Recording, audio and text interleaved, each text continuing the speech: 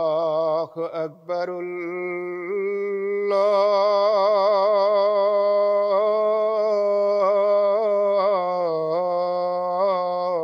الله أكبر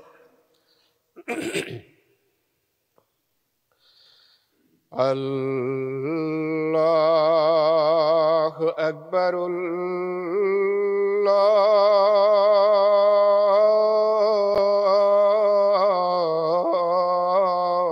الله أكبر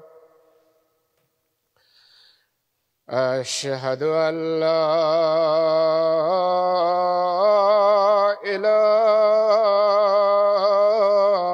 إله إلا الله أشهد أن لا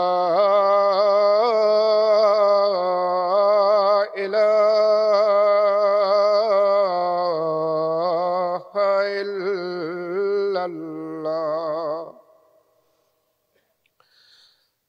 أشهد أن محمدًا رسول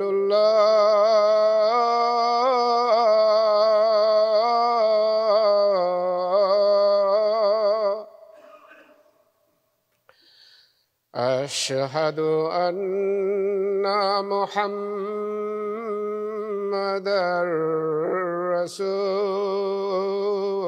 رسول الله حي على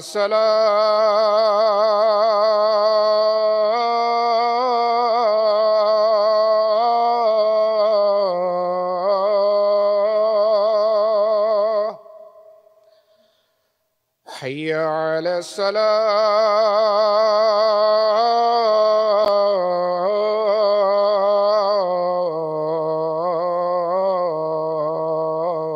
الصلاة حي على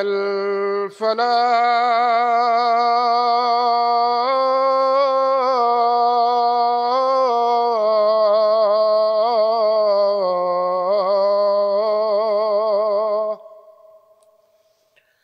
حي على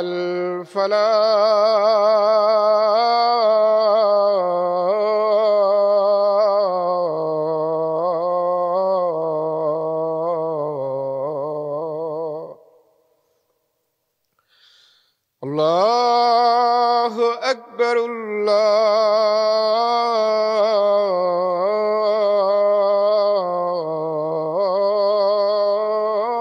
الله أكبر لا إله إلا الله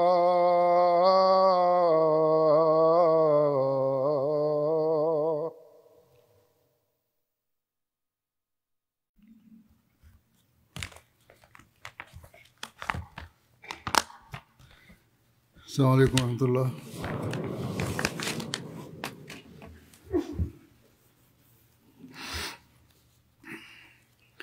أشهد أن لا إله إلا الله وحده لا شريك له وأشهد أن محمدا عبده ورسوله أما بعد فأعوذ بالله من الشيطان الرجيم بسم الله الرحمن الرحيم الحمد لله رب العالمين الرحمن الرحيم مالك يوم الدين إياك نعبد وإياك نستعين اهدنا الصراط المستقيم صراط الذين أنعمت عليهم غير المغضوب عليهم ولا الضالين آمين. ينفقون أموالهم في سبيل الله كمثل حبة أنبتت سبع سنابل في كل سنبلة مئات حبة والله يضاعف لمن يشاء والله واسع عليم. तर्जुमा यह है आयत এই আয়াতের অনুবাদ হচ্ছে, যারা নিজেদের ধন সম্পদ আল্লাহর পথে খরচ করে তাদের দৃষ্টান্ত সেই শস্য বীজের ন্যায় যা 7টি শীষ উৎপন্ন করে এবং প্রত্যেকটি শীষে 100 শস্য দানা থাকে, আর আল্লাহ যার জন্য চান এর চেয়েও বৃদ্ধি করে দেন। বস্তুত আল্লাহ প্রাচুর্যদাতা, সর্বজ্ঞ।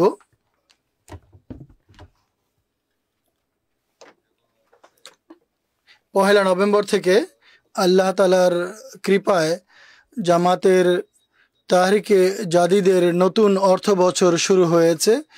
এই বরাতে নববর্ষের তাহরিকে জাদিদের ঘোষণাও দেয়া হয়ে থাকে এবং বিগত বছর যে বছরটি আমরা অতিক্রম করেছি এ বছরে আর্থিক কোরবানির স্মৃতিচারণও করা হয়, যা জামাতের পক্ষ থেকে করা হয়েছে। একইভাবে আর্থিক কোরবানির গুরুত্ব সম্পর্কেও কিছু কথা বলা হয়ে থাকে।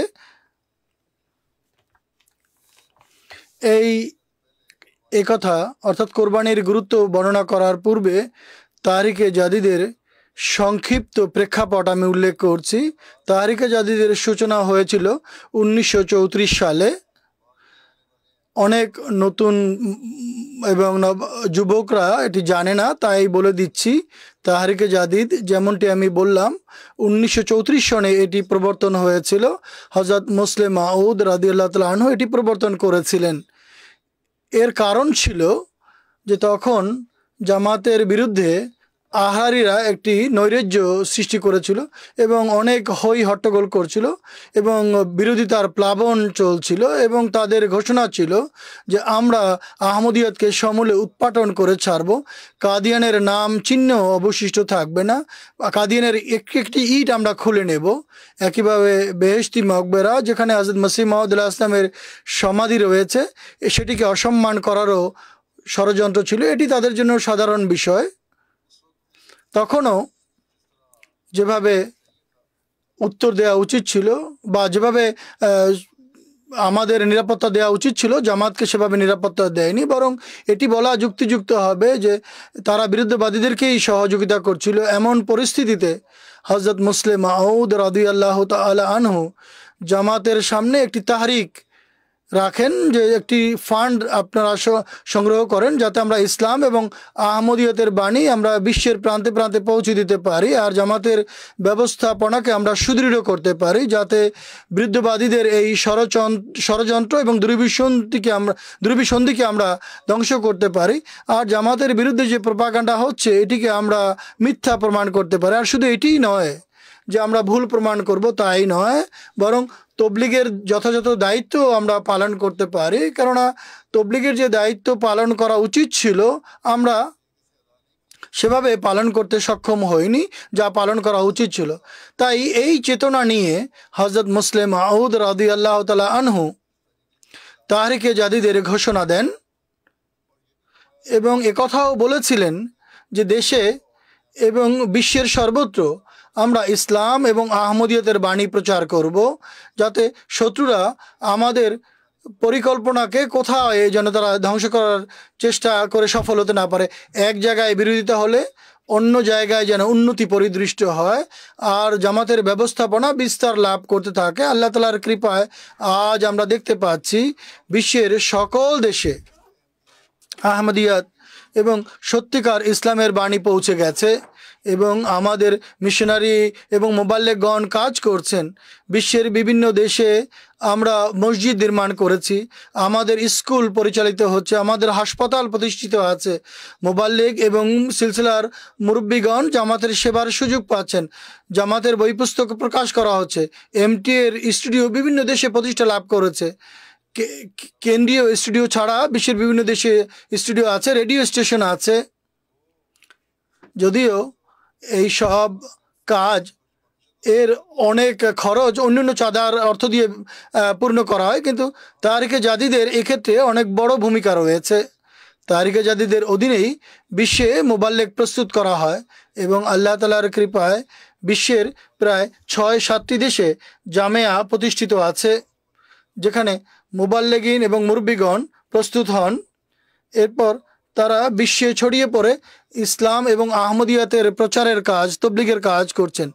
এই যে আহরারিদের দাবি ছিল যে আমরা কাদিয়ানের এক একটি ইট খুলে ফেলবো, আহমদিয়াতকে সমূলে ধ্বংস করব, আজ পর্যন্ত আমাদের বিদ্যবাদীরা এই ধ্বনি দিয়ে থাকে, নারা দিয়ে থাকে। প্রতিনিয়ত রাবতে কনফারেন্স হয়েছিল, জলসা হয়েছিল, সেখানেও তারা এই ধ্বনি উচ্চকিত করেছে, এই নারা দিয়েছিল।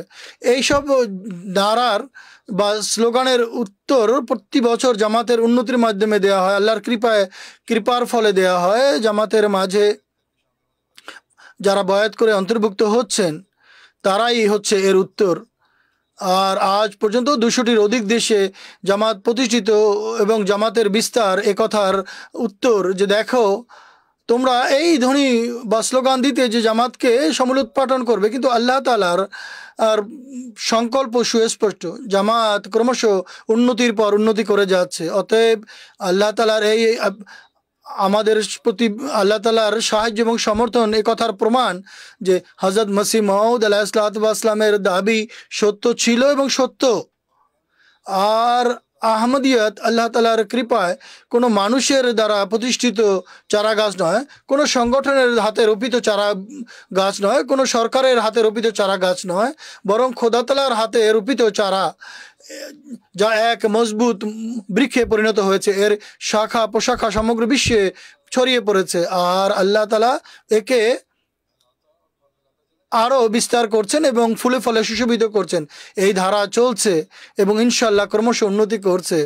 যে আয়াত আমি পাঠ করেছি এতেও আল্লাহ তাআলা বলেছেন, যারা আল্লাহ তাআলার পথে ধন সম্পদ ব্যয় করেন তাদের দৃষ্টান্ত সেই শস্য বীজের মতো, যেভাবে আয়াতে বর্ণিত হয়েছে, যার 7টি শীষ থাকবে এবং প্রত্যেকটি শীষে 100টি শস্য দানা থাকবে, বরং আল্লাহ তাআলা এর চেয়েও বাড়িয়ে দেন।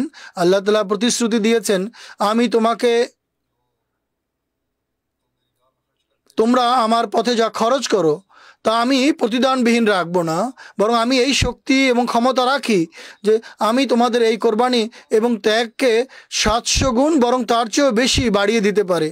অতএব এই বক্তব্য দিয়ে আল্লাহ তাআলা বলেছেন, মোমেনদের হৃদয়ে এই আলোড়ন সৃষ্টি করেছেন যে তোমরা তোমাদের হৃদয়কে উজাড় করো, হৃদয়কে উন্মুক্ত করো এবং উদার হস্তে আল্লাহর ধর্মের প্রচারের জন্য খরচ করো। এবং এই কাজ এই যুগে প্রতিষ্ঠিত মসিহ মাহদির হাতে ন্যস্ত করা হয়েছে এবং এখন তার জামাতের কাঁধে এই দায়িত্ব অর্পিত। আজ আল্লাহ তাআলা এর ফলে আল্লাহ তাআলা আমাদের ধন সম্পদে বরকত দিবেন এবং আমরা প্রতি বছর দেখি এবং বর্ণনাও করি। এমন অনেক দৃষ্টান্ত রয়েছে আল্লাহ তাআলা কীভাবে মানুষের হৃদয়ে উন্মুক্ত করেন। আর অনেক স্থানে কোনো ধরনের সংকীর্ণতার থেকে ঊর্ধ্বে উঠে মানুষ খরচ করে থাকে এবং মানুষ ক্রমান্বয়ে কোরবানির পর কোরবানি করছে। এরপর আল্লাহ তাআলা প্রতিদানে তাদেরকে দিচ্ছেন অথবা তাদের হৃদয়কে আশ্বস্ত করছেন এবং এই কোরবানি করে তারা আনন্দিত হন। যদি তাৎক্ষণিকভাবে কোনো প্রতিদান নাও পান, তারা আশ্বস্ত থাকেন, কিছুদিন পর তাদের আশা আকাঙ্ক্ষাও পূর্ণ হয়ে যায়, যা কোরবানি করে তারা আল্লাহর রাস্তায় আর্থিক কোরবানি করেছিলেন। আল্লাহ তাআলা বলেন, ইহকালেও তোমরা পুরস্কার পাবে, পরকালেও পুরস্কার পাবে। অনেক এমন আছে যারা এই জগতে পুরস্কার পায় এবং পরকালের পুরস্কার তো বেহিসাব। পুরনো যুগেও পুরনো যুগের ওলিমারাও এই আয়াতের ব্যাখ্যাই করেছেন। ইমাম রাজি তার ব্যাখ্যায় লিখেছেন যে আল্লাহ তাআলা অর্থ সম্পদ বৃদ্ধি করে ফেরত দেওয়ার প্রতিশ্রুতি দিয়েছেন। তিনি লিখেছেন আল্লাহ তাআলা জীবিত করার এবং মৃত্যু দেওয়ার ক্ষমতার প্রমাণ দিয়েছেন। যদি খোদা তাআলার যদি এই শক্তি না থাকো তাহলে খরচ করার এই স্থায়ী আদেশ দিতে না। যদি শাস্তি পুরস্কার দেওয়ার কোনো মালিক না থাকে তাহলে অর্থ খরচ করা এটি তো বেহুদা কাজ হতো। যদি শাস্তি বা পুরস্কার না থাকে তাহলে কথা বলতেন না যে আমার পথে ব্যয় করো, তাহলে আমি তোমাদেরকে দান করব, প্রতিদান দিব। এর অর্থ হচ্ছে আল্লাহ তাআলাই তার পথে কোরবানিকারীদের প্রতিদান দিয়ে থাকেন এবং যারা পাপ করে তারা এর বিপরীতে শাস্তি পেয়ে থাকে। এই প্রসঙ্গে তিনি ইমাম রাজি কথাই লিখেছেন যে অন্য ভাষায় যেন এটি বলছেন আল্লাহ তাআলা আল্লাহর পথে ব্যয়কারীদেরকে বলছেন, তুমি কি জানো যে আমি তোমাকে সৃষ্টি করেছি এবং তোমার উপরে আমার নেয়ামতকে সম্পূর্ণ করেছি? তুমি আমার পুরস্কার এবং সওয়াব গ্রহণ করার সম্পর্কে অবহিত। অতএব তোমার উচিত তোমার এই জ্ঞান তোমাকে যেন অর্থ সম্পদ ব্যয় করতে উৎসাহিত করে, অনুপ্রাণিত করে। কেননা আল্লাহ তাআলা তোমাদের অল্প খরচে অনেক প্রতিদান দিয়ে থাকেন। আর এখানে অনেক দান করার দৃষ্টান্ত দিয়েছেন যে যারা একটি শীষ ব্যয় করে, আমরা তাদেরকে 7টি শীষ দিই, প্রত্যেকটি শীষে 100 থাকে। ইউনফিকুনা আমওয়ালাহুম ফি সাবিলিল্লাহ, তারা খোদার পথে নিজেদের সম্পদ ব্যয় করে। সাবিলিল্লাহ বলতে বোঝানো হয়েছে ধর্মকে বোঝানো হয়েছে। খোদার ধর্মের পথে যারা খরচ করে, আমরা আহমদিয়া জামাতে সর্বদা এই দৃষ্টান্ত দেখি যে আল্লাহ তাআলা কিভাবে স্বীয় প্রতিশ্রুতি এবং তার এই বক্তব্যকে পূর্ণ করছেন। হযরত মুসলিম মাউদ রাদিয়াল্লাহু তাআলা আনহু এই আয়াতের ব্যাখ্যা করেছেন। তিনি বলছেন, তোমরা যদি ধর্মের কাজের পিছনে নিজেদের ধন সম্পদ ব্যয় করো, যেভাবে এক দানা বা একটি শীষ থেকে শস্য বীজের বিনিময়ে 7টি দেন বা 700 গুণ বাড়িয়ে দেন, তার চেয়েও বেশি করে দিবেন। ওয়াল্লাহু ইউদাইফু লিমান ইয়াশা আয়াতে ইঙ্গিত করেছেন আল্লাহ তাআলা। অতএব ইতিহাস সাক্ষী যে এমনটি হয়েছে। হযরত আবু বকর সিদ্দিক রাদিয়াল্লাহু তাআলা আনহু যদিও অনেক কোরবানি করেছেন, কিন্তু খোদা তাআলা তাকে তার রসুলের প্রথম খলিফা মনোনীত করে যে সুমহান পুরস্কারে ভূষিত করেছেন। এর বিপরীতে তার কোরবানি কি আর মূল্য রাখত? একইভাবে হযরত ওমরে অনেক কিছু দিয়েছেন, কিন্তু তিনি কত বড় পুরস্কার পেয়েছেন। হযরত ওসমান রাদিয়াল্লাহু তাআলা আনহু যা কিছু করেছেন তার চেয়ে লক্ষ লক্ষ গুণ বেশি তিনি ইহজগতেই পুরস্কার লাভ করেছেন। একইভাবে এক ব্যক্তির নাম উল্লেখ করে আমরা সাহাবীর অবস্থা দেখি যে সেখানেও আল্লাহ তাআলার এই ব্যবহারই তাদের সঙ্গে আমরা দেখতে পাই। হযরত আব্দুর রহমান বিন আওফের দিকে তাকিয়ে দেখো, তিনি লিখেছেন যখন তিনি মারা যান তখন তার কাছে 3 কোটি টাকা ছিল। এছাড়া তার জীবদ্দশায় তিনি লক্ষ লক্ষ টাকা খরচ করেছেন। একইভাবে সাহাবীরা নিজেদের দেশ ত্যাগ করেছেন, তারপর আল্লাহ তাআলা তাদেরকে উত্তম দেশ দিয়েছেন। ভাই বোন পরিত্যাগ করেছেন, উত্তম ভাই বোন তারা লাভ করেছেন। নিজেদের পিতা মাতাকে পরিত্যাগ করেছিলেন, পিতা মাতার চেয়ে উত্তম ভালোবাসা প্রদানকারী মহানবী সাল্লাল্লাহু আলাইহি ওয়াসাল্লামকে তারা পেয়েছিলেন। মোট কথা, আল্লাহ তাআলার পথে কোরবানিকারীরা কখনো উত্তম প্রতিদান থেকে বঞ্চিত থাকেন না। বিগত খুতবাগুলোতে আমি বদরি সাহাবীদের সম্পর্কে আলোচনা করেছি। আজকাল মহানবী সাল্লাল্লাহু আলাইহি ওয়াসাল্লামের জীবন চরিত বা যুদ্ধ বিগ্রহের প্রেক্ষাপটে আলোচনা হচ্ছে। এতেও সাহাবীদের পুণ্যের কথা এসে যায়, তাদের ত্যাগ তিতিক্ষার কথা এসে যায় যে দেখুন কিভাবে আল্লাহ তাআলা তাদেরকে দিয়ে গেছেন, এবং আমরা ইতিহাসের আলোকে দেখতে পাই আল্লাহ তাআলা তাদেরকে বিনষ্ট করেননি, বরং তাদেরকে অগণিত প্রতিদানে ভূষিত করেছেন। অতএব আল্লাহ তাআলা অগণিত স্থানে তার পথে ব্যয় করার সম্পর্কে বলেছেন। আল্লাহ তাআলা কোথাও বলেছেন তোমরা তোমাদের ধন সম্পদ থেকে খরচ করো, যা তোমাদের প্রিয় বস্তু তা থেকে তোমরা খরচ করো, আমি তোমাদের প্রতিদান দেব। তোমাদের ধন সম্পদে আমি সমৃদ্ধি দান করতে থাকবো, আমি আমার কৃপায় তোমাদেরকে দান করতে থাকবো। এবং এই আল্লাহ তাআলার প্রতিদান বা আল্লাহ তাআলার দান আমরা দেখতে থাকি। আজও প্রত্যেক আহমদী যারা সত্যিকার অর্থেই হৃদয় থেকে আন্তরিকভাবে কোরবানি করেন তারা এটি অনুভব করেন যে কিভাবে আল্লাহ দিয়ে থাকেন। যারা কোরবানি করেন তারা তাদের প্রতিদানের ঘটনাও আমাকে লিখে পাঠান। তারপরে আশ্চর্য হতে হয় যে আল্লাহ তাআলা কিভাবে তাদেরকে কোরবানি করার তৌফিক দিয়েছেন আর কিভাবে তাদের ঈমানকে সমৃদ্ধ করেছেন, মজবুত করেছেন। আমি কিছু দৃষ্টান্ত উপস্থাপন করব। তাই কিছু জ্ঞানগত এবং হাদিসের আলোকে কিছু ঐতিহাসিক ঘটনা বর্ণনা করব। হযরত মসিহ মাউদ আলাইহিসসালামের একটি বক্তব্যের ব্যাখ্যা করেছেন, যাতে হযরত মসিহ মাউদ আলাইহিসসালাম বলেছেন যে মসিহ আলাইহিসসালাম অর্থাৎ হযরত ঈসা আলাইহিসসালামের কথা বলছেন, মসিহ মাউদ নয়। তিনি বলেছিলেন, নিজের জন্য আকাশে সম্পদ জমা করো, যেখানে কখনো তা নষ্ট হয় না, মরিচা পড়ে না এবং কেউ চুরিও করতে পারে না।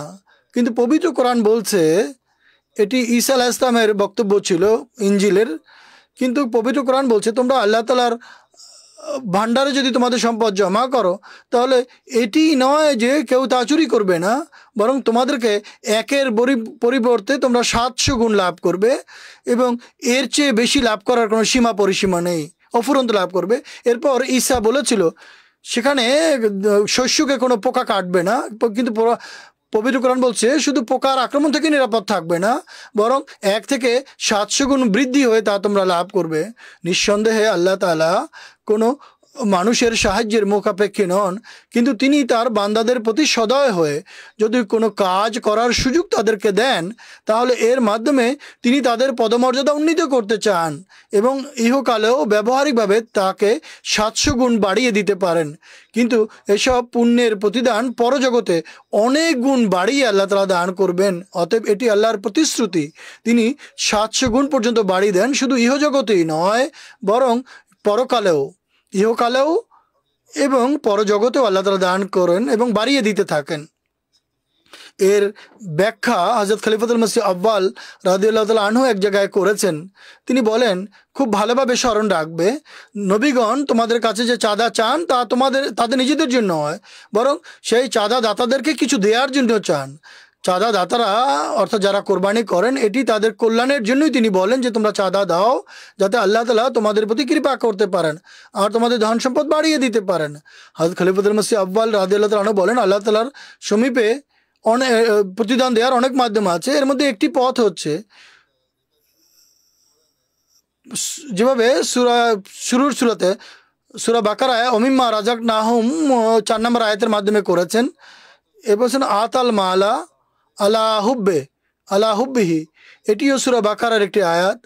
এরপর এই পারাতেই আনফিকু মিম্মা রাযাকনাহুম আল্লাহ তাআলা বলেছেন, এটিও সূরা বাকারারই আয়াত। এরপর বলেছেন ইনফাক ফি সাবিলিল্লাহ, আল্লাহর পথে খরচ করার বিষয়টি বলেছেন। ইনজিলে একটি বাক্য আছে যে যদি কেউ চায় তাহলে তুমি তাকে দিও, কিন্তু পবিত্র কোরআন এই বিষয়টিকে 5টি রুকুতে শেষ করেছে, খুবই বিস্তারিতভাবে বর্ণনা করেছেন। প্রথম প্রশ্ন হচ্ছে কাকে কেন দিবে, এর ব্যাখ্যা করছেন আল্লাহ তাআলার বাণী প্রচারের জন্য যারা ব্যয় করবে তাদের এক দৃষ্টান্ত হচ্ছে যদি কোনো বীজ পৃথিবীতে তোমরা মাটিতে বপন করো তাহলে এতে অনেকগুলো শীষ উৎপন্ন হয়। এরপর তিনি বলছেন ওয়াল্লাহু ইউদাইফু লিমান ইয়াশা, এবং আল্লাহ তাআলা যার জন্য চান এর চেয়েও বাড়িয়ে দিতে পারেন বা বাড়িয়ে দেন। বিভিন্ন স্থানে 1-এর বিনিময়ে 10 এবং কোনো স্থানে 1-এর বিনিময়ে 700 গুণ বাড়িয়ে দেওয়ার উল্লেখ রয়েছে। এই ধারণা, সময় এবং সুযোগের কারণে এটি পার্থক্য রয়েছে। প্রয়োজন এবং সময় সুযোগের কারণে পার্থক্য আছে। এক ব্যক্তি যদি নদীর পাড়ে থাকে আর যদি শীতকাল হয়ে থাকে, বৃষ্টি হয়ে থাকে, এমন অবস্থায় কেউ যদি কারো কাছে পানি চায় তাহলে কেউ যদি গ্লাস ভরে পানি দিয়ে দেয় তাহলে এটা বড় কথা না, কারণ চতুর্দিকে পানি আর পানি আছে। কিন্তু এক ব্যক্তি যদি কাউকে পানি দেয়, সে যদি দুপুরবেলা জঙ্গলে পিপাসায় কাতর হয়ে থাকে এবং তার প্রাণ ওষ্ঠাগত হয় এবং জ্বরের কারণে সে মৃত্যু মুখে পতিত থাকে, তখন যদি তাকে কেউ পানি দেয় তাহলে এটি অনেক বড় একটি নেকি। অতএব এই ধরনের পার্থক্যের নিরিখে আল্লাহ তাআলা প্রতিদানের মধ্যেও পার্থক্য রেখেছেন। কোথাও প্রয়োজনের নিরিখে কোরবানি অনেক বেশি হয়ে থাকে এবং এর প্রয়োজনও অনেক দেখা দেয়, তাই আল্লাহ তাআলা এর প্রতিদানও 700 গুণ বা তার চেয়ে বেশি বাড়িয়ে দেন। আর কোথাও হয়তো কোরবানি এত বেশি থাকে না, কিন্তু কোরবানির প্রয়োজন দেখা দেয়, সেখানে আল্লাহ তাআলা একথা বলেন না যে না তোমাকে প্রতিদান দেব না, সেখানেও 2 গুণ বা 10 গুণ বাড়িয়ে দিয়ে থাকেন আল্লাহ তাআলা, প্রতিদান অবশ্যই দেন। এই দৃষ্টান্ত হযরত খলিফাতুল মসিহ আউয়াল রাদিয়াল্লাহু আনহু আর্থিক সম্পদ খরচ করার প্রেক্ষাপটে বলেছেন। এই প্রেক্ষাপটে তিনি আরও একটি ঘটনার উল্লেখ করেছেন। হযরত রাবেয়া বসরি রাদিয়াল্লাহু তাআলা আনহার তিনি বাড়িতে ছিলেন, একজন মেহমান আসে, বাড়িতে খাবারের জন্য মাত্র 2টি রুটি ছিল। তিনি চাকরানিকে বলেন এই 2টি রুটি সদকা হিসেবে কাউকে দিয়ে দাও। চাকরানি বলেন, বড় অবাক করার মতো কথা বলছেন, বাড়িতে মেহমান এসেছে, 2টি রুটি আছে, তাও আপনি গরিবদের মাঝে বিলিয়ে দিতে বলছেন। কিছুক্ষণ পরে বাইরে থেকে আওয়াজ আসে, একজন মহিলা বলে প্রতিবেশী যে ছিল সে কিছু খাবার পাঠিয়েছে। যখন খাবার আসে তখন হযরত রাবেয়া বসরি গুনে দেখেন তাতে মাত্র 18টি রুটি ছিল। হযরত রাবেয়া বসরি আল্লাহ তাআলার সঙ্গে তার নিবিড় সম্পর্ক ছিল এবং একটা ঘনিষ্ঠ সম্পর্ক ছিল যে তিনি অবশ্যই তার চাহিদা পূরণ করবেন। তিনি বলছেন যে 2টি রুটি সদকা দিয়েছি, এর 10 গুণ হিসাবে আমি 20টি রুটি তো অবশ্যই পাবো। তিনি বলেন এই 18টি রুটি আমার জন্য নয়, আমার 20 জন মেহমান এসেছে, তাই আমার জন্য কমপক্ষে 20টি রুটি আল্লাহর পক্ষ থেকে আসা উচিত ছিল, তাই এই 18টি রুটি আমার জন্য নয়। তিনি বলেন এই 18টি রুটি আমি নিব না, ফিরিয়ে দাও। তখন তার চাকরানি বলেন যে রাখুন, আল্লাহ তাআলা নিয়ামত পাঠিয়েছেন। কিন্তু হযরত রাবেয়া বসরি বলেন যে এটি আমার জন্য পাঠানো হয়নি। তখন প্রতিবেশীর পক্ষ থেকে সেই মহিলা তার চাকরানিকে ডেকে পাঠানো, কোথায় গেছো? আমি তো রাবেয়া বসরির জন্য অন্য খাবার প্রস্তুত করে রেখেছি। যখন সেই খাবার আসে তখন তার মধ্যে দেখা যায় যে 20টি রুটি ছিল। এভাবে এই বুজুর্গ লোকেরা আল্লাহ তাআলার প্রতি বিশ্বাসও রাখতেন এবং আল্লাহ তাআলা তাদের সেই বিশ্বাসের মর্যাদাও রাখতেন। এ প্রসঙ্গে হযরত খলিফাতুল মসিহ আউয়াল রাদিয়াল্লাহু তাআলা আনহু কথা বলেছেন যে আল্লাহ তাআলার পথে কেন দিব? আমাদের বিশ্বাস হচ্ছে শুধুমাত্র আল্লাহ তাআলার সন্তুষ্টির জন্য, আল্লাহ তাআলার সন্তুষ্টির খাতিরে দাও। তোমরা কোনো অনুগ্রহ বসে দিবে না, বরং আল্লাহর সন্তুষ্টি লাভের জন্য দিবে। আল্লাহ তাআলা যেন আনন্দিত হন, তিনি আমাদের প্রতি অগণিত অনুগ্রহ এহসান করেছেন, তাই তার প্রতিদান হিসেবে দাও। তারপর এটি দিয়ে আল্লাহ তাআলার ধর্মের খাতিরে এই জন্য দিবে যে আল্লাহর ধর্মের খাতিরে ব্যয় করা আবশ্যক। কিভাবে দিবে, কেন দিবে? আল্লাহ তাআলার সন্তুষ্টির খাতিরে দিবে, যেভাবে উল্লেখ করেছি, অনুগ্রহ করার জন্য নয়। জামাতের মধ্যে যারা কোরবানি করেছেন তারা জামাতের প্রতি কোনো অনুগ্রহ করেনি, বরং এটি আল্লাহ তাআলার এহসান বা অনুগ্রহ। যখন তোমরা পূর্ণ নিয়ত নিয়ে তার পথে খরচ করো তখন আল্লাহ তোমাদেরকে বাড়িয়ে দেন। হযরত মসিহ মাউদ আলাইহিস সালাম বলেন, খোদার পথে যারা অর্থ সম্পদ খরচ করে তাদের ধন সম্পদে আল্লাহ এমনভাবে বরকত দেন, যেভাবে যখন একটি বীজ জমিনে বপন করা হয় তখন বপন করার সময় একটিই থাকে, কিন্তু খোদা তার মধ্যে থেকে 7টি শীষ উৎপন্ন করতে পারেন এবং প্রত্যেকটি শীষে 100টি করে দানা বা শস্য উৎপাদন করতে পারেন। এটি হচ্ছে নীতিগত বিষয়। এটি বাড়িয়ে বৃদ্ধি করে দেওয়া এটি খোদা তাআলার শক্তির মধ্যে রয়েছে। আর সত্যিকার অর্থে সকল মানুষ খোদা তাআলার এই অলৌকিক শক্তির বলেই জীবিত আছে। যদি তার পক্ষ থেকে কোনো জিনিস বাড়িয়ে দেওয়ার শক্তি না রাখেন তাহলে সকল জগৎ ধ্বংস হয়ে যেত। একটি প্রাণীও পৃথিবীতে অবস্থিত থাকতো না। হযরত মসিহ মাউদ আলাইহিস সালাম লিখেছেন, স্বপ্নের তাবিরের ব্যাখ্যায় লেখা আছে যে সম্পদকে কলিজা বলেছে। কেউ যদি স্বপ্নে সম্পদ দেখেন তখন তিনি তার কলিজাকে দেখছেন। কেউ যদি দেখে যে সে তার কলিজা বের করে দিয়েছে অর্থাৎ সে তার সম্পদ দিয়েছে। তাই আল্লাহর পথে খয়রাত করা বা ব্যয় করা এটি নিজেদের প্রাণ দেওয়ার নামান্তর। তাই আর্থিক কোরবানির গুরুত্ব অপরিসীম।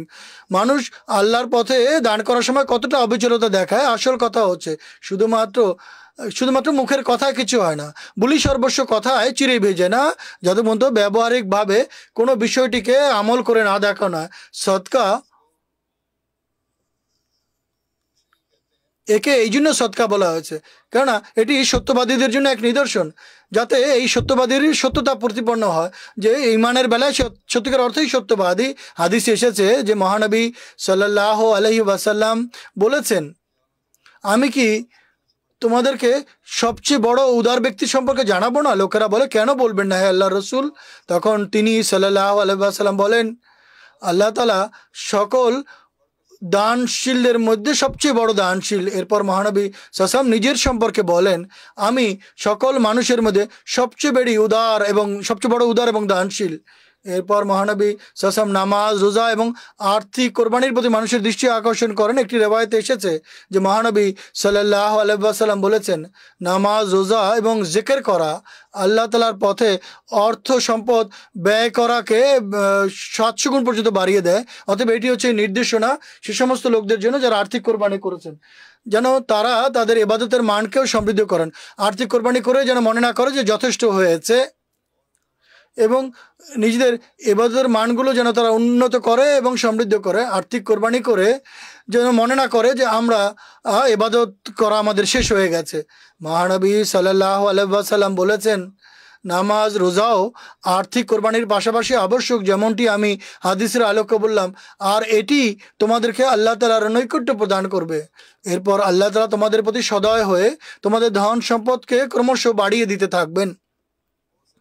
অনেক মানুষ কোরবানি করেন।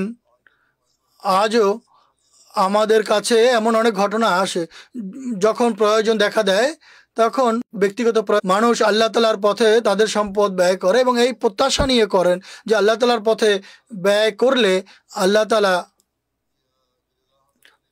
এটি আল্লাহ তাআলার সন্তোষ ভাজন বানাবে আমাদেরকে, আর আমাদের এই কোরবানি কখনো বিনষ্ট হবে না। আল্লাহ তাআলা কখনো আমাদের ত্যাগ বিনষ্ট করবেন না, আর আল্লাহ কখনোই মানুষের কোরবানি বিনষ্ট করেন না। মহানবী সাল্লাল্লাহু আলাইহি ওয়াসাল্লাম এক হাদিসে বলেছেন, রেওয়ায়েতে এসেছে, মহানবী সাল্লাল্লাহু আলাইহি ওয়াসাল্লামের কাছে এক ব্যক্তি আসেন এবং তিনি বলেন, হে আল্লাহ রসুল সাল্লাল্লাহু আলাইহি ওয়াসাল্লাম,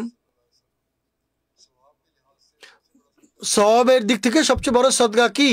মহানবী সাল্লাল্লাহু আলাইহি ওয়াসাল্লাম বলেন, সবচেয়ে বড় সদকা হচ্ছে তুমি সেই অবস্থায় সদকা করবে যখন তুমি সুস্থ থাকবে এবং অর্থের প্রয়োজন দেখা দিবে এবং অর্থের প্রতি তোমার আকাঙ্ক্ষা থাকবে, তুমি দারিদ্রতাকে ভয় পাবে এবং স্বচ্ছন্দ চাইবে, তখন তোমরা সদকা করতে বা দান করতে বিলম্ব করবে না।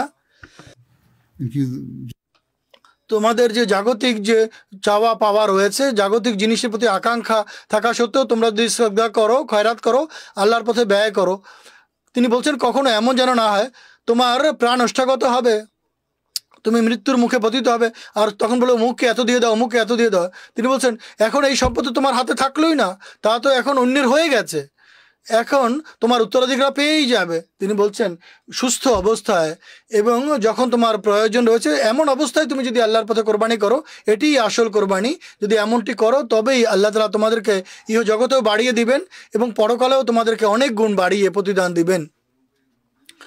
বুজুর্গদের আদর্শ এমনই ছিল, আমাদের জামাতের মধ্যেও এমন আদর্শ, তারা আল্লাহ তাআলার পথে সম্পদ ব্যয় করার জন্য বিলম্ব করতেন না, বরং তারা উদার হস্তে খরচ করতেন, যেভাবে মহানবী সাল্লাল্লাহু আলাইহি ওয়াসাল্লামের সাহাবীদের দৃষ্টান্ত আমরা দেখতে পাই।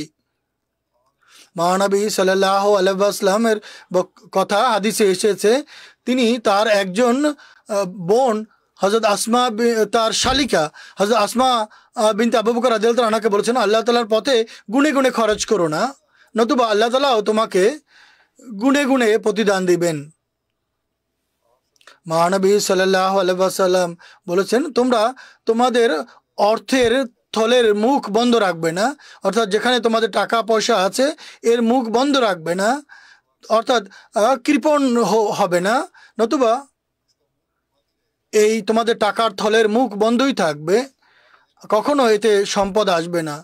তাই তিনি বলেছেন যে যদি তোমাদের থলের মুখ থেকে অর্থ সম্পদ বের হয়, অর্থাৎ আল্লাহর পথে যদি ব্যয় করো, তাহলে সম্পদ বাড়বে। তাই উদার মনে খরচ করো, প্রশস্ত হৃদয়ে খরচ করো। হযরত খলিফাতুল মসিহ আউয়াল রাদিয়াল্লাহু আনহু, জামাতের মধ্যে আমরা দৃষ্টান্ত দেখি, সর্বপ্রথম জামাতের খলিফা ছিলেন খলিফাতুল মসিহ আউয়াল, অনেক খরচ করতেন হযরত মসিহ মাউদ আলাইহিস সালামের যুগে তার মিশনকে পূর্ণ করার জন্য এবং তাকে সাহায্য করার জন্য অগণিত অর্থ তিনি ব্যয় করতেন। সুতরাং হযরত মসিহ মাউদ আলাইহিস সালাম স্বয়ং এক জায়গায় এর উল্লেখ করেছেন, তিনি বলেন, আমি যদি অনুমতি দিতাম তাহলে তিনি সব কিছু আমার জন্য দিয়ে দিতেন। অর্থাৎ হযরত মাওলানা নুরউদ্দিন খলিফাতুল মসিহ আউয়াল রাদিয়াল্লাহু তাআলা আনহু তার সব কিছু আমার পথে ব্যয় করে তার আধ্যাত্মিক উন্নতির জন্য এবং তার দৈহিক সমস্ত প্রয়োজনকে উপেক্ষা করে আধ্যাত্মিক প্রয়োজনকে পূর্ণ করতে দিতেন। আমি অনুমতি দেইনি, নতুবা তিনি সব কিছু দিয়ে দিতেন। তিনি লিখেছেন, তার বিভিন্ন পথের কয়েকটি লাইন আমি পাঠ করে শোনাচ্ছি। হযরত খলিফাতুল মসিহ আউয়াল রাদিয়াল্লাহু তাআলা অর্থাৎ হযরত মাওলানা নুরউদ্দিন সাহেব রাদিয়াল্লাহু তাআলা আনহু হযরত মসিহ মাউদ আলাইহিস সালাতু ওয়াস সমীপে লিখেছেন, আমি আপনার পথে উৎসর্গিত, আমার যা কিছু আছে তা আমার নয় বরং আপনার। হযরত পীর ও মুর্শিদ, আমি পুরো আত্মনিবেদনের সঙ্গে বলছি, আমার সব সম্পদ সহায় যদি ধর্ম প্রচারের পিছনে ব্যয় হয় তাহলে আমি আমার অভিষ্ট লক্ষ্যে পৌঁছে গেছি। কিন্তু যেভাবে মহানবী সাল্লাল্লাহু আলাইহি ওয়াসাল্লামকে আল্লাহ তাআলা হযরত আবু বকর, ওমর, ওসমান এবং অন্যান্য আর্থিক কোরবানিকারী দান করেছিলেন, ঠিক একইভাবে এই যুগে হযরত আবু বকর সিদ্দিক রাদিয়াল্লাহু তাআলা আনহুর মতো হযরত মসিহ মাউদ আলাইহিস সালাতু ওয়াস সালামকেও আল্লাহ তাআলা তার মনিবের অনুসরণ করার কারণে এমন দাস, নিবেদিত প্রাণ দাস দান করেছিলেন যারা সবকিছু উৎসর্গ করার জন্য প্রস্তুত ছিলেন এবং আবু বকর সিদ্দিক রাদিয়াল্লাহু তাআলা আনহুর দৃষ্টান্তে পরিণত হয়ে দেখিয়েছেন। তিনি বলেন এই প্রতিশ্রুতিও আল্লাহ তাআলার পক্ষ থেকে যে যে আল্লাহর পথে দেবে আমি তাকে বহুগুণ বৃদ্ধি করে দেব, পৃথিবীতে এসে অনেক কিছু পাবে আর পৃথিবীর কটা স্বাচ্ছন্দ্য সে লাভ করে। হযরত মসিহ মাউদ আলাইহিস সালাম আরও বলেন যে যদি আমি এই বিষয়ের প্রতি তোমাদের সবার দৃষ্টি আকর্ষণ করতে চাই যে ইসলামের খাতিরে নিজেদের ধন সম্পদ খরচ করো, এতেই বরকত নিহিত এবং এতে এই পৃথিবীতেও বরকত পাবে এবং পরকালেও। আর এটি শুধু বলার কথা নয় বা কথার কথা নয়, বরং আমরা আজও দেখি যে এটি শুধু সেই যুগের কথাই নয়, বরং আজও আমার কাছে বহু এমন ঘটনা লিখিতভাবে আসে যারা এই বহিঃপ্রকাশ করে যে কিভাবে আল্লাহ তাআলা আর পথে খরচ করার পর আমাদের ধন সম্পদে বরকত সৃষ্টি হয়েছে, আমাদের জীবনের বহু দুঃখ কষ্ট দূর হয়ে গেছে আর আমাদের ঈমান কিভাবে আরো দৃঢ় হয়েছে। এই কারণে কিছু ঘটনাও আমি উল্লেখ করতে চাই।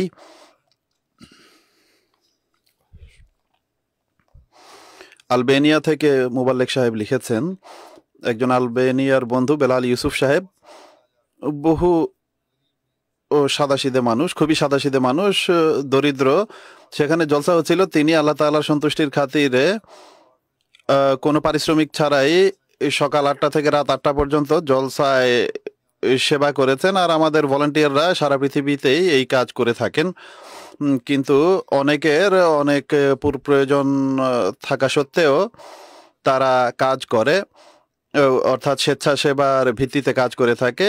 অনেকের প্রয়োজন থাকে না, তাদের কোনো না কোনোভাবে দিন কেটে যায়। যা হোক, তিনি বলেন যে তিনি সকাল থেকে সন্ধ্যা পর্যন্ত এইভাবে কাজ করে গেছেন আর সন্ধ্যা 4টায় নিজের কাজে চলে যেতেন।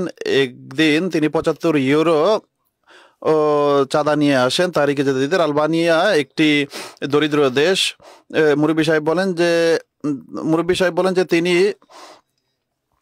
বেশ কয়েকদিন ধরে এই টাকা জমিয়েছিলেন চাঁদা দেওয়ার জন্য, আর চিঠির উপরে লেখা ছিল যে খুবই আন্তরিকতার সাথে আমি এটি জমাতের খেদমতে উপস্থাপন করছি। হয়তোবা এই টাকা শুধুমাত্র 75 ইউরো, এটি অনেকের কাছে কম মনে হতো, কিন্তু এটি মুরব্বী সাহেব লিখছেন যে তার 15% আয় ছিল, যার মধ্যে থেকে তার ঘরের ভাড়াও দিতে হতো।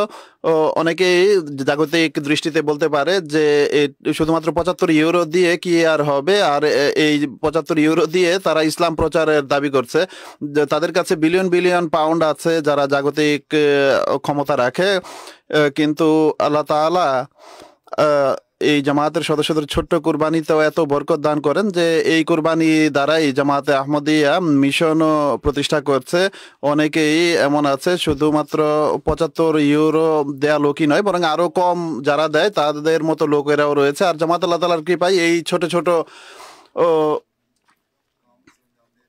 কুরবানি দিয়েই ইসলাম প্রচারের কাজ করে যাচ্ছে, পৃথিবীতে উন্নতিও হচ্ছে। আর বিলিয়ন বিলিয়ন ডলার যারা খরচ করে তাদের চেয়ে অনেক বেশি উন্নতি হচ্ছে আল্লাহ তাআলার কৃপায় জামাতের কাজে।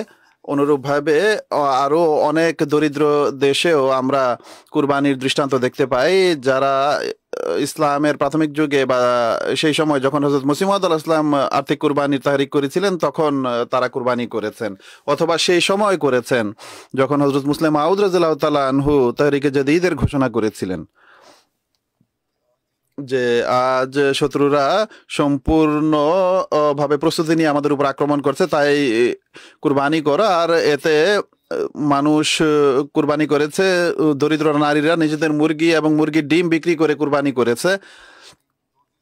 তখন 2-3 বছরে হযরত মুসলিম মাউদ রাদিয়াল্লাহু তাআলা আনহু যা বলেছিলেন যে 3 বছরে 27,000 রুপি জমা করো হিন্দুস্তান বা ভারতবর্ষে, কিন্তু জামাত কুরবানি করেছে আর 1 বছরেই 1 লক্ষ রুপি একত্রিত করা হয় বা জমা করা হয়। আজও এই কুরবানির দৃষ্টান্ত আমরা দরিদ্র দেশগুলোতেও দেখতে পাই। ইন্দোনেশিয়াতে একজন মেম্বার বা সদস্য আছেন কোজাভি মুজফফর সাহেব, তিনি বলেন যে তার স্ত্রীর কাছে জামাতের একজন বয়োজ্যেষ্ঠ মহিলা আসে। তিনি কিছু লাকড়ি এর জন্য উপস্থাপন করেন যেন আমরা সেগুলো ক্রয় করে নেই। তিনি বলেন যে আমাদের তো লাকড়ির প্রয়োজন ছিল না, পূর্বেই আমরা কিনে রেখেছিলাম। ছোট গ্রাম বা মফস্বলে তারা থাকতো, সেই উন্নয়নশীল দেশে যেখানে সব সুযোগ সুবিধা নেই, তাই অনেকেই লাকড়ি জ্বালিয়ে রান্নাবান্না করে থাকে। গ্যাস থাকে না বা হয়তোবা চুলা জ্বালানোর জন্য ব্যবহার হয়, যা হোক সেখানে লাকড়ি এখনো ব্যবহার হয়। তো তিনি বলেন যে আমরা যেহেতু অন্যান্য বিষয় অন্যান্য জিনিস ব্যবহার করি, তাই লাকড়ি আমরা খুব বেশি ব্যবহার করি না। যা হোক সেই বয়োজ্যেষ্ঠ মহিলা যেহেতু মাথায় উঠিয়ে সেই লাকড়ি বহন করে এনেছিল, তাই তিনি কিনে নেন। ইন্দোনেশিয়ান রুপির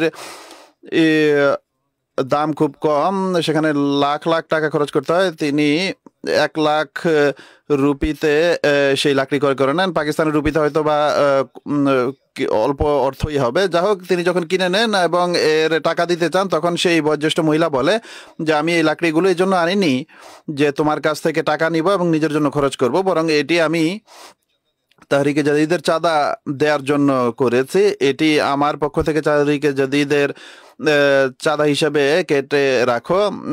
আর তিনি লাজনার কর্মী ছিলেন, তাই তিনি চাঁদার খাতে তাহরিকে জাদিদ খাতে সেই টাকা গ্রহণ করেন। অনুরূপভাবে ইন্দোনেশিয়া থেকেই একজন মহিলা ফেসিলা সাহেবা বলেন যে কয়েক বছর পূর্বে খুবই করুণ অবস্থা ছিল তার। একটি 7 বছরের শিশু ছিল এবং অন্য সন্তান হতে যাচ্ছিল। দ্বিতীয় সন্তান যখন হয় তখন ঈদের সময় নিকটে আসে। তারা 3 জনই তাহরিকে জাদিদের চাঁদার টাকা দেওয়ার ছিল, যা প্রায় 12 লক্ষ রুপি ছিল। যেমনটি আমি বলেছি, সেখানে রুপির দাম বা মূল্য খুব কম। তো এখানেও সেই একই স্পৃহা আমরা দেখতে পাই, যার উদাহরণ আমরা পূর্বের বুজুর্গ লোকদের মধ্যে দেখতাম। তিনি বলেন যে 12 লক্ষ রুপি ছিল তার ওয়াদা। আমরা চাচ্ছিলাম যে তাহরিকে জাদিদের চাঁদা যেন দিতে পারি এবং যুগ খলিফার কাছে দোয়ার জন্য লিখতে পারি বা লিখবো। আমরা পূর্ণ চেষ্টা করি যে কোনোভাবে যেন চাঁদা আদায় হয়ে যায়, কিন্তু দারিদ্রতার কারণে এটি খুবই কঠিন মনে হচ্ছিল। তিনি বলেন যে আমার ছোট্ট একটি ব্যাংক অ্যাকাউন্ট ছিল, সেখানে আমি দেখলাম যে প্রায় 12.5 লাখ রুপি সেখানে জমা ছিল। তিনি বলেন যে আমরা যদি এই সব কিছু দিয়ে দিতাম তাহলে আমাদের কাছে আর খরচ করার মতো কিছুই থাকতো না। কিন্তু যা হোক তিনি সিদ্ধান্ত নেন যে আমি 12 লক্ষ রুপি স্বামী স্ত্রী এবং বড় সন্তানের পক্ষ থেকে দিয়ে দিব, আর বাকি 50,000 ছোট সন্তানের পক্ষ থেকে আমরা আদায় করব। তা তিনি দিয়ে দেন। এভাবে তাদের টাকা শেষ হয়ে যায়, আর কিছুই ছিল না তাদের কাছে। তিনি বলেন যে কিন্তু আমাদের কোনো আফসোস হয়নি, বরং অন্তরে আনন্দিত হয়েছি যে আমরা আমাদের ওয়াদা পূর্ণ করতে পেরেছি আর আমাদের সদ্য জন্ম নেয়া সন্তানকেও এতে অংশগ্রহণ করাতে পেরেছি। কিন্তু আল্লাহ তাআলা এমন কৃপা করেন যে 1 সপ্তাহ পরেই 1,20,00,000 রুপির আয় হয়ে যায় আমাদের। আর এটি দেখে তারা নিশ্চিত হয়ে যান যে আল্লাহ তাআলা যে 10 গুণ বৃদ্ধি করার ওয়াদা করেছেন সেটি এইভাবে পূর্ণ করা হয়েছে, আর আল্লাহ তাআলা তাৎক্ষণিকভাবে নিজের ওয়াদা পূর্ণ করে দিয়েছেন।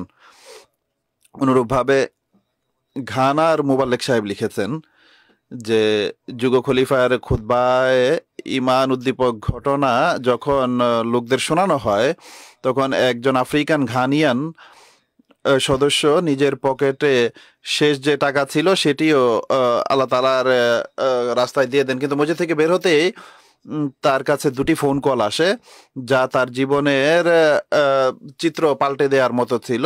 অর্থাৎ দুইজন সম্ভাব্য গ্রাহক তার সাথে যোগাযোগ করে এবং তাকে এমন আকর্ষণীয় চাকরির অফার দেন যা তার চাঁদার চেয়ে 20 গুণ বেশি ছিল।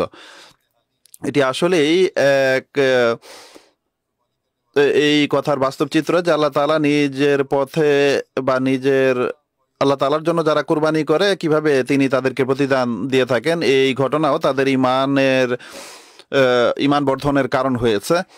অনুরূপভাবে কেনিয়া থেকে মোয়াল্লেম সাহেবের স্ত্রী লিখেছেন, যার প্রথম সন্তান হতে যাচ্ছিল। অনেক সমস্যা দেখা দেয় যার ফলে তারা অনেক চিন্তিত ছিল, ডাক্তাররাও চিন্তা প্রকাশ করছিল।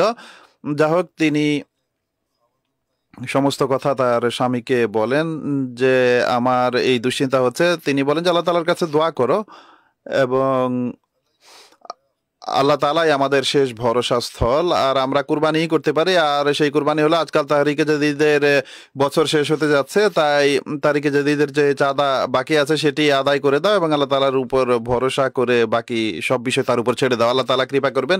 তাদের ইমানের অদ্ভুত চিত্র। তিনি বলেন যে আমি এমনটিই করি। কিছুদিন পর তিনি স্বপ্নে দেখেন যে হযরত মসিহে মাউদ আলাইহিসসালাম এসেছেন। তিনি কালো রঙের একটি কোট পরে আছেন, মাথায় পাগড়ি এবং হাতে ছড়িও ছিল। তিনি সেই মহিলাকে বলেন যে তুমি চিন্তা করো না, সন্তানের জন্ম ভালোই হবে এবং তোমার পাশেই হবে। কিন্তু অতএব তার সন্তান হয় এবং তার সিজারিয়ান অপারেশনের মাধ্যমে সন্তান হয়। যা হোক, তিনি মনে করেন যে এইসব কিছু আল্লাহ তাআলার কৃপা, যা তার কোরবানির ফলে হয়েছে। আল্লাহ তাআলা সেখানে বরকত দান করেছেন। নতুবা এই দিনগুলোতে বাচ্চা বা সন্তান যখন হতে যাচ্ছিল তখন ডাক্তাররা অনেক দুশ্চিন্তা প্রকাশ করেছিল যে অনেক ক্ষতির সম্ভাবনা রয়েছে। এইভাবে আল্লাহ তাআলা দূর দূরান্তে বসবাসকারী আহমদীদের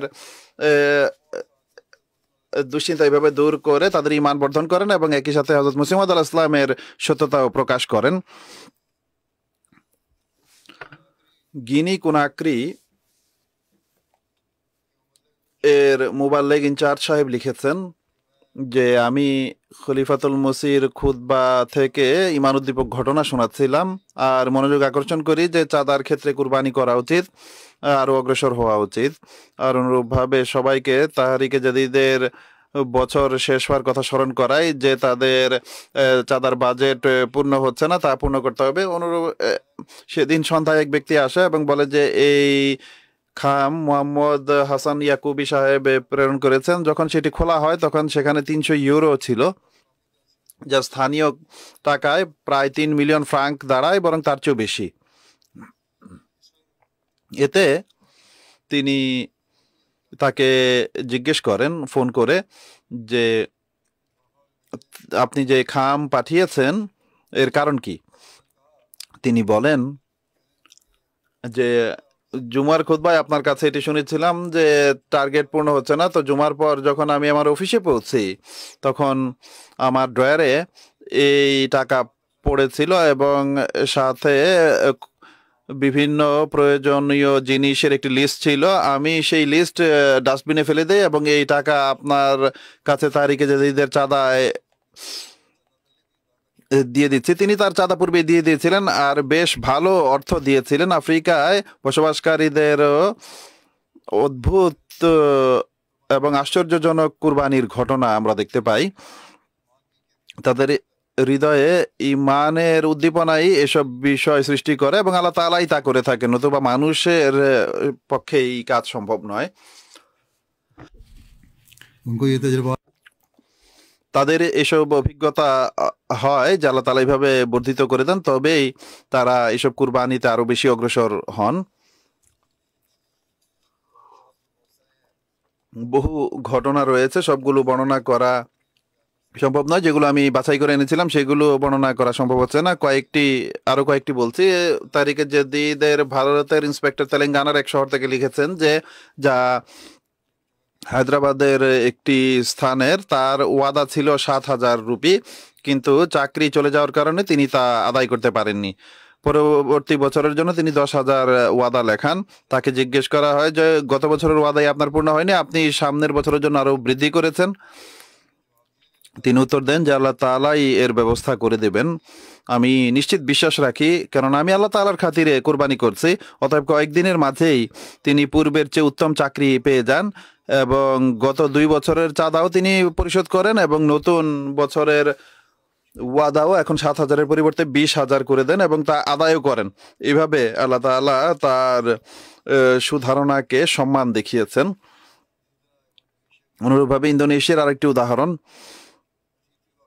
অদ্ভুত ঘটনা ঘটে যেগুলো মোটেই কোনো কাকতালীয় ঘটনা নয়, কেননা যাদের সাথে তা ঘটে তারা সবাই এই পটভূমি সম্পর্কে অবগত যে কোন অবস্থায় কুরবানি করা হচ্ছে, কোন অবস্থায় তারা কুরবানির কথা চিন্তা করেছেন, আর এরপর আল্লাহ তাআলার কুদরতের নিদর্শন কিভাবে তারা প্রত্যক্ষ করেছেন। যা হোক, একজন লিখেছেন যে একজন নিষ্ঠাবান আহমদী বাহাদুর জান, তিনি কয়েকদিন পূর্বে একটি ট্যাক্সি কোম্পানি থেকে তিনি ট্যাক্সি চালান, তিনি এই ট্যাক্সি চালু রাখার জন্য একটি গাড়ি ক্রয় করেন। গাড়ি ক্রয় করার পর ট্রাফিক পুলিশের কাছে গাড়ি রেজিস্ট্রেশন করতে গেলে তারা বলে যে আদালত এই রেজিস্ট্রেশন করতে নিষেধ করে রয়েছে এই গাড়ি ক্রয় করার সময় আমি সবকিছু চেক করেছিলাম, সেগুলো আইনসম্মত ছিল, কিন্তু পরবর্তীতে আমি জানতে পারি যে এই ট্যাক্সি কোম্পানি ঋণগ্রস্ত ছিল, তাই আদালত এই কোম্পানিকে গাড়ি ক্রয়ের ক্ষেত্রে নিষেধাজ্ঞা দিয়েছিল।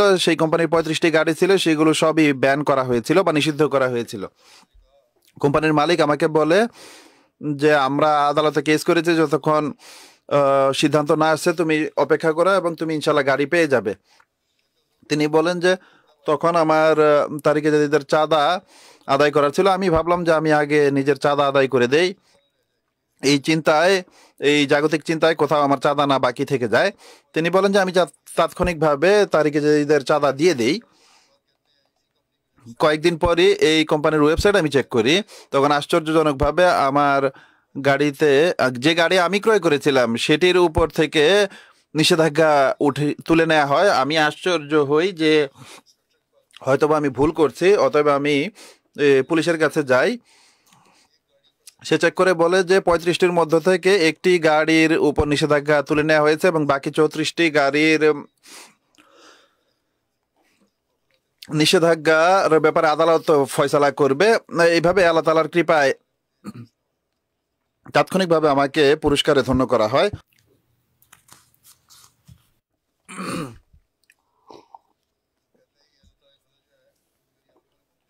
তিনি বলেন আল্লাহ তাআলার এই কৃপা আমি নিজের চোখে প্রত্যক্ষ করেছি যে আল্লাহ তাআলা কিভাবে তাৎক্ষণিকভাবে প্রতিদান দেন।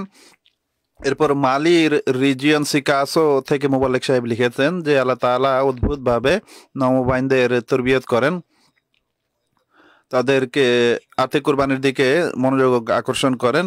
শহরের একজন অধিবাসী মুসা সাহেব 1 মিলিয়ন ফ্রাঙ্ক সিফা নিয়ে আসেন এবং নিবেদন করেন যে এ থেকে 5 লক্ষ হলো হিসায় জায়দাদ, 4 লক্ষ অন্য কোনো খাতে চাঁদা হিসেবে, আর 1 লক্ষ তারিখে জাদিদ খাতে। তখন তাকে জিজ্ঞেস করা হয় যে কি কারণ। তিনি বলেন যে দীর্ঘদিন যাবৎ আমি বিভিন্ন জাগতিক প্রজেক্টের জন্য পয়সা একত্রিত করছিলেন এবং তার দোয়াও সেই প্রজেক্ট পাওয়ার জন্য ছিল, কিন্তু গতকাল রাতে যখন আমি তাহাজ্জুদ পড়ার পর ঘুমিয়ে পড়ি তখন স্বপ্নে দেখি যে 3 জন সাদা পোশাক পরিহিত মানুষ আসেন এবং তাদের মধ্যে থেকে প্রথম ব্যক্তি তাকে সম্বোধন করে বলেন যে তুমি একজন আহমদী হওয়া সত্ত্বেও সমস্ত মনোযোগ জাগতিকতার প্রতি রেখেছো, আল্লাহ তাআলা কিভাবে তরবিয়ত করেন দেখুন, তোমার উচিত আখেরাতের প্রতি দৃষ্টি দেয়া। এরপর দ্বিতীয় ব্যক্তি তাকে বলে তুমি তোমার ঘরের হিসায় জায়দাদ এখনো দাওনি, তাই হিসায় জায়দাদ আদায় করো। এরপর তৃতীয় ব্যক্তি তাকে বলে যে তোমার কাছে 4 মিলিয়ন অ্যাকাউন্টে পড়ে আছে, এর ওসিয়ত তাৎক্ষণিকভাবে আদায় করে দাও। তাই আহমদী হিসেবে এখন আমার জন্য এটি বৈধ নয় যে খোদা তাআলার পক্ষ থেকে ইঙ্গিত পাওয়ার পরও এই টাকা আমি অন্য কোনো উদ্দেশ্যে ব্যয় করব। আপনি এই টাকা বিভিন্ন চাঁদার খাতে কেটে রাখুন। ईमान मजबूत होते हैं, बल्कि हमारे তো এরূপ ঘটনা দেখে শুধুমাত্র তাদের ইমানই দৃঢ় হয় না, বরং পুরনো আহমদী যারা রয়েছে তাদেরও ইমানের উন্নতি ঘটে। আর আল্লাহ তাআলা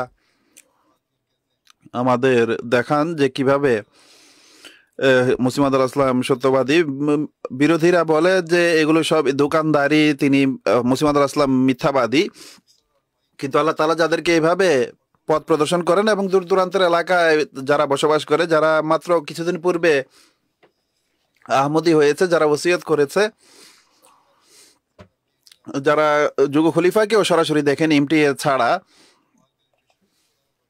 জামাতের সাহিত্য সম্পর্কেও যাদের পুরোপুরি জ্ঞান নেই, অধিকাংশ লোক পড়ার সুযোগ হয় না, কিন্তু মৌলিক বিষয়গুলো অবশ্যই পড়া থাকে।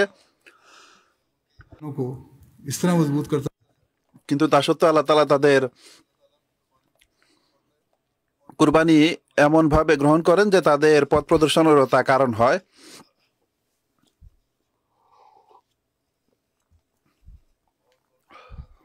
আরো বহু ঘটনা রয়েছে যেগুলো আমি ছেড়ে দিচ্ছি এখন।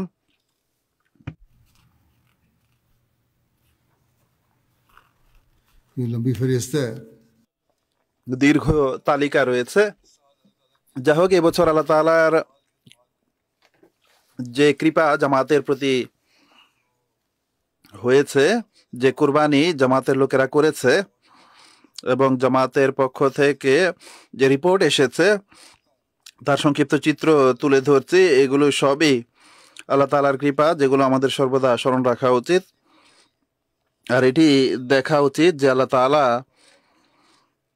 নতুন এবং পুরনো আহমদীদের মাঝে কিভাবে তরবিয়তের দিক থেকে তাদের দৃষ্টি আকর্ষণ করেন, যা তাদের ইমান বর্ধনের কারণ হয়। যা হোক, যে রিপোর্ট রয়েছে সারা বছরের পৃথিবীর বিভিন্ন দেশের, সে অনুযায়ী প্রথম কথা হলো তাহরিকে জাদিদের 91তম বছর ছিল গত বছর, সেটি শেষ হয়েছে। আর এখন আজকে 92তম বছরের ঘোষণা আমি করছি। আর এবছর আল্লাহ তাআলার কৃপায় জামাত 19.55 মিলিয়ন পাউন্ড কুরবানি করার তৌফিক লাভ করেছে, যা গত বছরের তুলনায় প্রায় 1.5 মিলিয়ন, অর্থাৎ 15,64,000 পাউন্ড বেশি। মোট আদায়ের দিক থেকে পাকিস্তান ছাড়া যে জামাতগুলো রয়েছে, সামগ্রিক ভাবে পৃথিবীতে প্রথম যে জামাত সেটি আপাতত জার্মানি এবং দ্বিতীয় স্থানে রয়েছে যুক্তরাজ্য। যুক্তরাজ্য এবছর অসাধারণ আদায় করেছে, আর জার্মানির একেবারে কাছাকাছি পৌঁছে গেছে। আমার মনে হয় এরূপ আদায় থাকলে ইনশাআল্লাহ আগামী বছর তারা জার্মানিকে ছাড়িয়ে যাবে। অনুরূপভাবে আমেরিকাও অসাধারণ উন্নতি করেছে। অনুরূপভাবে কানাডাও গত বছরের তুলনায় অসাধারণ উন্নতি করেছে।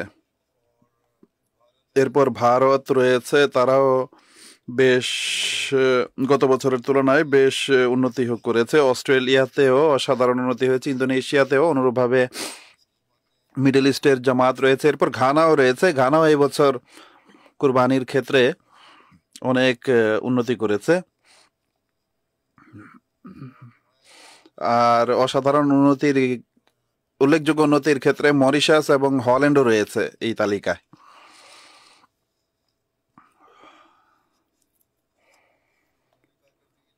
মোট আদায়ের দিক থেকে উল্লেখযোগ্য জামাতগুলো হলো, তারা তালিকায় আসেনি কিন্তু ভালো কাজ করেছে। বেলজিয়াম, সুইডেন, ফ্রান্স, হল্যান্ডের কথা প্রথমে রয়েছে। Kababir Bangladesh, Burkina Faso, New Zealand. Burkina Faso অবস্থা খুবই খারাপ। সিয়েরা লিওন, বেনিন, মালির অবস্থাও বেশ খারাপ, তারা উন্নতি করেছে। সন্ত্রাসী হামলা হতে থাকে সেখানে। নাইজার, তুর্কি, জর্জিয়া, মিডল ইস্টের জামাত, অস্ট্রেলিয়া। আফ্রিকায় মোট আদায়ের দিক থেকে যে জামাতগুলো রয়েছে 5টির কথা বলছি। প্রথমে ঘানা, এরপর মরিশাস, এরপর নাইজেরিয়া, এরপর বুর্কিনা ফাসো, এরপর তানজানিয়া। এছাড়া আরো জামাত রয়েছে। মোট আদায়কারীর সংখ্যা 17 লক্ষ হয়েছে। আর এবছর রিপোর্ট অনুযায়ী ষষ্ঠ যে দফতর শুরু হয়েছে 2 বছর পূর্বে যার ঘোষণা হয়েছিল, তাতে অংশগ্রহণকারীর সংখ্যা 43,588 হয়েছে।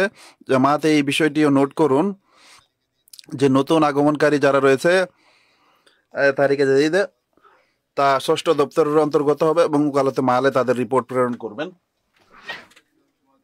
জার্মানির প্রথম 10টি জামাত রোডগাঁও, ওসনাব্রুক, পিনেবার্গ, নিডা, ফ্লোরেসহাইম, রুইডারমার্ক, ব্রামন, নিউইড, ফ্রেডবার্গ, ডিটে এবং কোবলেন্স।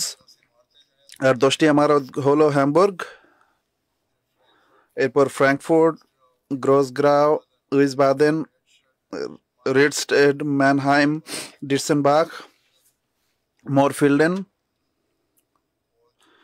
ওয়ালডোর্ফ, রোজেলহাইম এবং ড্রামস্টেড। যুক্তরাজ্যের প্রথম 5টি রিজিয়ন, প্রথম ইসলামাবাদ, এরপর বাইতুল ফুতু, মসজিদ ফজল, বাইতুল ইহসান, নর্থ ইস্ট। বড় জামাতগুলো হলো তাদের ইসলামাবাদ, এরপরে উস্টার পার্ক, সাউথ চিম, ওয়ালসল, ফার্নাম নর্থ, অলডারশট সাউথ, মসজিদ ফজল, ফার্নাম সাউথ, ইউল। ছোট জামাতগুলো হলো লেমিংটন স্পা, যারা বেশ ভালো কাজ করেছে, স্পেন ভ্যালি, ক্যাথলে এবং জামিয়া ইউকে। আমেরিকার যে জামাতগুলো সেগুলো হলো, যাদের মাঝে প্রথম হলো North Virginia, Maryland, Los Angeles, Seattle, Chicago, Dallas, Silicon Valley, North Jersey, South Virginia, Central Jersey, Baltimore, Detroit. আর কানাডার স্থানীয় ইমারতগুলোর মাঝে রয়েছে ভন, এরপর Calgary, Peace Village, Vancouver, Toronto West, Brampton East, Mississauga. আর আদায়ের দিক থেকে কানাডার উল্লেখযোগ্য জামাতগুলো হলো Hamilton Mountain, Hamilton, Edmonton West, হাদিকায় আহমদ, Ottawa East, Ottawa West, Winnipeg, Regina, Ward Royal, Yellowknife. পাকিস্তানে সার্বিক আদায়ের দিক থেকে প্রথম স্থানে রয়েছে লাহোর, এরপর রাবুয়া, এরপর করাচি। জেলার দিক থেকে ইসলামাবাদ প্রথম স্থানে রয়েছে, এরপর ফয়সালাবাদ, সিয়ালকোট, সরগোদা, উমরকোট, নারওয়াল, মিরপুর খাস, রোহিঙ্গিয়ার খান, টোবাটেক সিং, লইয়া। অধিক কুরবানিকারীদের মাঝে শহরের জামাতগুলো হল ইমারত টাউনশিপ লাহোর, ইমারত ডিফেন্স লাহোর, ইমারত দারুজ জিকর লাহোর, ইমারত আল্লামা ইকবাল টাউন লাহোর, ইমারত বাইতুল ফজল ফয়সলাবাদ, ভাওয়ালনগর কোয়েটা, ভাওয়ালপুর, লোদ্রা, সাইওয়াল।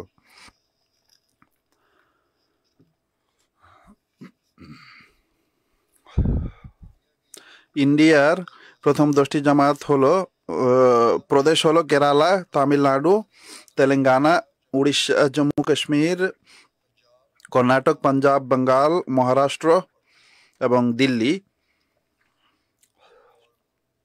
আর প্রথম 10টি জামাত হলো কুরবানির দিক থেকে হায়দ্রাবাদ, কম্পিউটার, তামিলনাড়ু, কাদিয়ান, কালিকাট, মেলাপালাম, মঞ্জেরি, কেরালা, বেঙ্গালোর, কেলেং, কলকাতা, কেরলাই। অস্ট্রেলিয়ার জামাত 10টি হলো মেলবোর্ন, লং ওয়ারেন, মেলবোর্ন বেরউইক,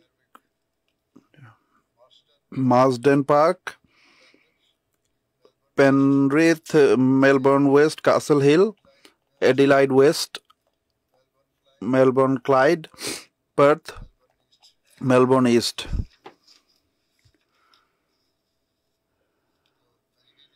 তারিখে জাদিদের বছর যেভাবে আমি বলেছি 92তম বছর শুরু হয়েছে। তো প্রথম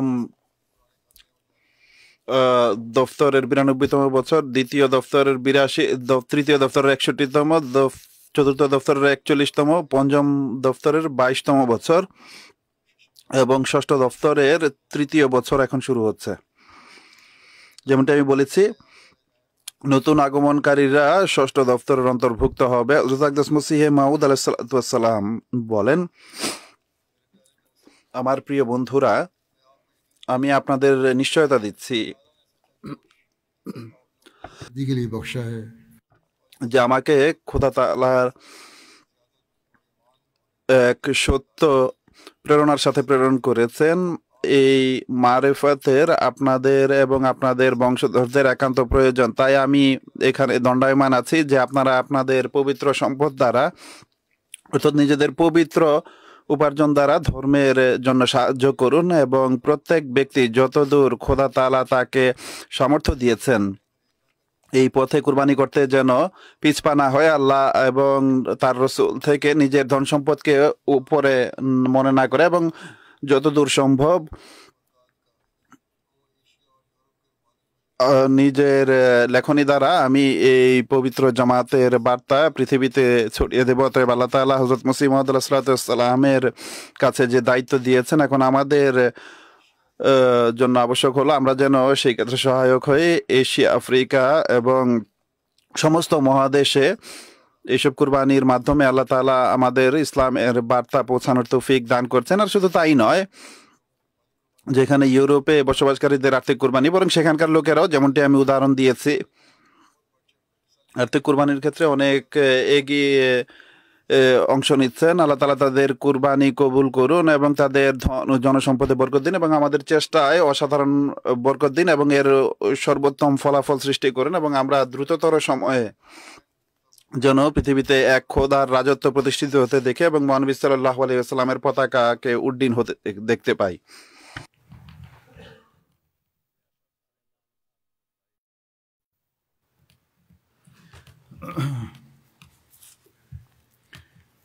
الحمد لله نحمده ونستعينه ونستغفره ونؤمن به ونتوكل عليه ونعوذ بالله من شرور أنفسنا ومن سيئات أعمالنا من يهده الله فلا مضل له ومن يضلل فلا هادي له ونشهد أن لا إله إلا الله ونشهد أن محمدا عبده ورسوله عباد الله رحمكم الله إن الله يأمر بالعدل والإحسان وإيتاء ذي القربى وينهى عن الفحشاء والمنكر والبغي يعظكم لعلكم تذكرون اذكروا الله يذكركم وادعوه يستجب لكم ولذكر الله أكبر.